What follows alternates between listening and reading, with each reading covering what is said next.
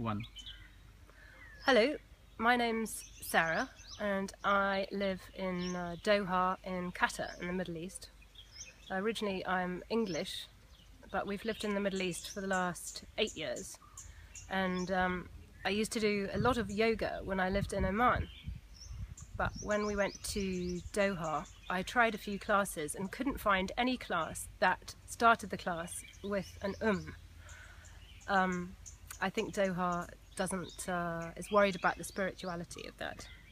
So after 3 years of no yoga, I thought it was time to, I really felt that I needed a yoga, some time away with yoga. So I came to SWAN in Assagao, and it's been a very enlightening experience, which I've really enjoyed. Some people say, how did I come to be at SWAN? And I put it in the internet, yoga holidays in India.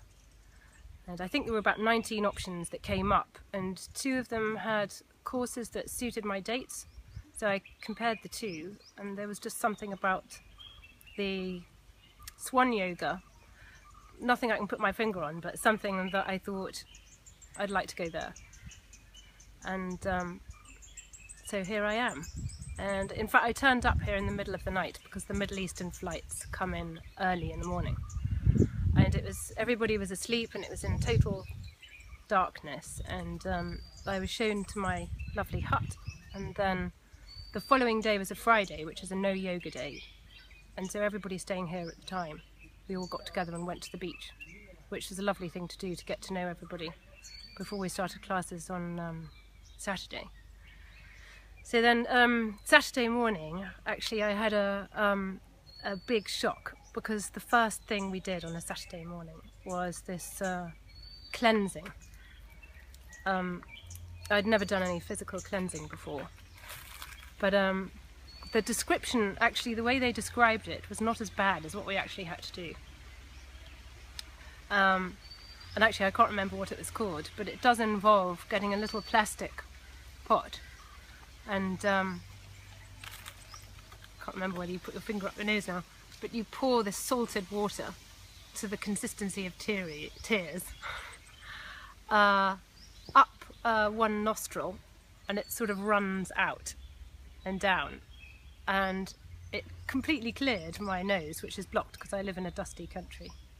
So when I came here it was completely blocked, but doing that from this little plastic pot was very good. And then there was worse to come, because then we had to drink 6 glasses of salted water and basically vomit.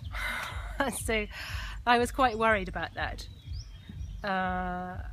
And afterwards they suggested that we keep silent and not speak for a few hours, which was, I think, the right thing to do, because it was quite a personal and quite emotional experience. And afterwards, when later on in the afternoon, when we were speaking to each other,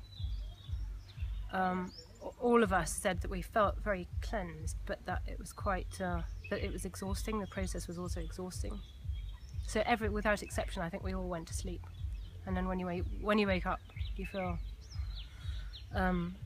really quite rejuvenated. So that was a kind of experience which I hadn't even conceived of doing that. I thought I was coming here actually just to do asana really, and some pranayama. But it's been a complete experience, and that is to do with several things. I think the setting is absolutely fabulous. I mean, you're in the middle of a forest and there's all sorts of vegetation.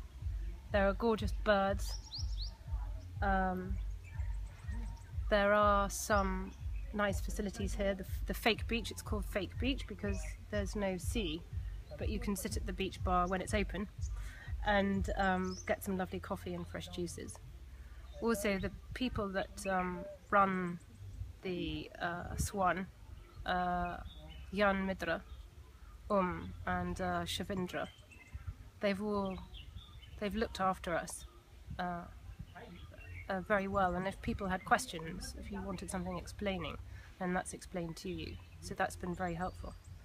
And the other, I think we've all said how lucky we are that there's the group of us here this week have got on so well. So whether that's to do with the fact that because we were looking for a similar thing, that brought us all together in one place, and that's why we've got on so well. But it has been a really fulfilling experience, and I'm sorry to go actually. But thank you very much, Swan.